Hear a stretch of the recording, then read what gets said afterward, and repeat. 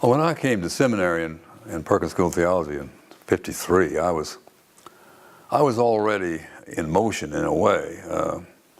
I had been a mathematician and physicist in college, and I experienced myself in seminary as the only person there who had the foggiest idea about the shift from Newtonian to Einsteinian physics. I mean, I was just a complete outsider with that regard.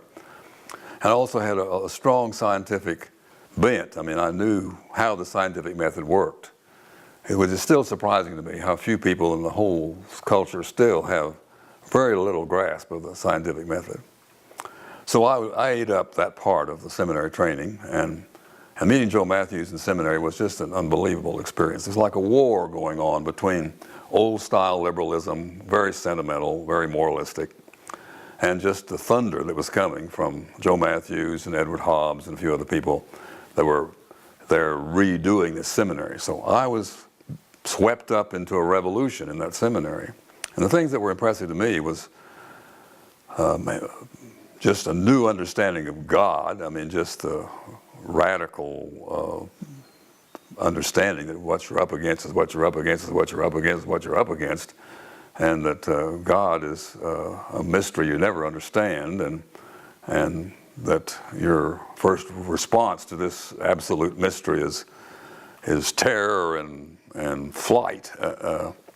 But trust this real life as your best case scenario is what Christianity and ancient Judaism was fundamentally about. Just to get that straight was a deliverance from a lot of sentimentality and life after death hopes and other things that dropped away. And then freedom became, I think, the next big issue that really captivated me, that we just were free, that we just do have the responsibility. A few years later, I wrote a little poem about this that was published in the letter that they published at Christian Faith and Life Community that had this verse in it: God waits to decide what the future will be until you decide who you will be now. And so this sense of this great weight of significance placed upon each of us in the decisions that we make, of course that grounded in existential theology and so forth, was just revolutionary. I started writing my first book at that time. It's called The Free Man or something like this. I never finished that book, but I had a whole bunch of notes. And I was trying to show that, well, you don't want to know all that anyway. It was just a big thing. And then, of course, when I got into the order in Chicago, every summer was a kind of a uplifting, a creative event put together mainly by Joe Matthews, but of course he included a lot of the rest of us in figuring it out. But it was his drive that made every summer a new rocket boost. And what I mean by rocket boost, it was at the spirit level. I think especially of the summer when we began dealing with prayer, with meditation, contemplation, and prayer. But it was prayer, I think, that really got me, because in the new theology, it was difficult to recover my kneeling at the altar back at the Wesley Foundation and MYF.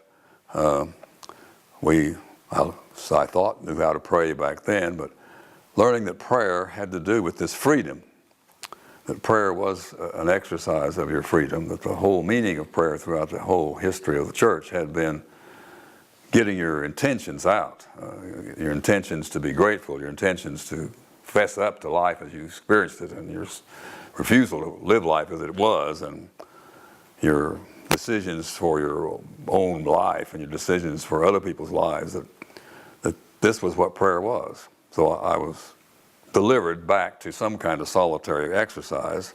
And of course meditation filled this out. What meditation meant to us at the time was the people we dialogue with.